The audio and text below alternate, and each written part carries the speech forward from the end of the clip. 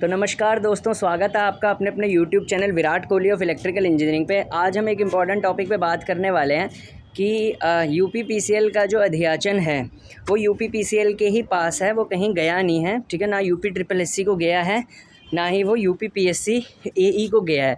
Basically जो SDO की vacancy थी असिस्टेंट इंजीनियर की, वो पहले यूपीपीएससी को देने की कोशिश कर रहे थे ये, यानी कि उत्तर प्रदेश लोक सेवा आयोग जिसको बोलते हैं, पब्लिक सर्विस कमीशन को। लेकिन पब्लिक सर्विस कमीशन ने सीधा सीधा ये बोल दिया है कि यूपीपीसीएल एक अर्ध सरकारी कंपनी है, जिसकी वजह से लोक सेवा आयोग उसको नहीं लेता। मतलब लोक सेवा आयोग जो है वो प्योर गवर्नमेंट ऑफिसर को रिक्रूट करता है, जो जिन्हें कि गैजेटेड ऑफिसर्स बोलते हैं। ठीक है, क्योंकि UPPCL AE is not a gazetted officer, तो वो उसकी नियुक्ति नहीं कर सकता। तो यानी सीधी सी बात है, एई के लिए अब दो ही रास्ते हैं, या तो गेट करा जाए या फिर क्या बोलते हैं, अलग से एग्ज़ाम कराया जाए विद्युत सेवा आयोग के थ्रू। लेकिन अभी गेट नहीं हो रहा। ठीक है, ऐसी कोई बात तो अभी निकल के नहीं आई। तो हो सकता है यूपीपीसीएल एई का एग्ज़ाम भविष्य में विद्युत सेवा आयोग ही कराए।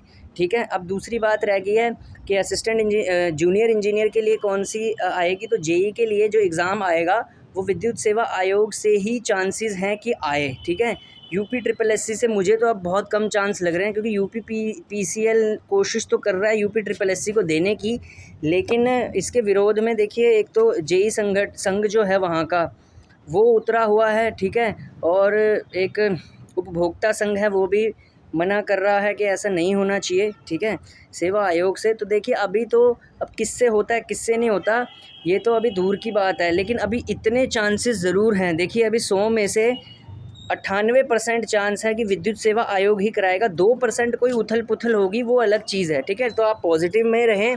98% चांस है कि यूपीपीसीएल की भर्ती विद्युत सेवा आयोग ही करवाएगा, और विद्युत सेवा आयोग ही कराता रहता है, और कोई चांस भी नहीं होता इसके अलावा, क्योंकि विद्युत सेवा आयोग ही है जो यूपीपीसीएल को टाइम पे मैन पावर देता है। अदरवाइज़ कोई भी यूपी में ऐसा डिपार्टमेंट नहीं है जो यूपीपीसीएल का, या कोई एजेंसी नहीं है जो यूपीपीसीएल को टाइम पे मैन पावर दे दे। ठीक है, क्योंकि ऐसा ही है। ठीक है, तो अब सवाल पैदा होता है कि वैकेंसी कब तक आ सकती है। ये जो लड़के सवाल पूछ रहे हैं, तो वैकेंसी जो है इसका अभी कोई भी आइडिया नहीं है, लेकिन अक्टूबर के 2nd वीक तक या 3rd वीक तक यूपीपीसीएल आपको एक नोटिस दे देगा कि एग्ज़ाम भविष्य में किससे होने वाला है।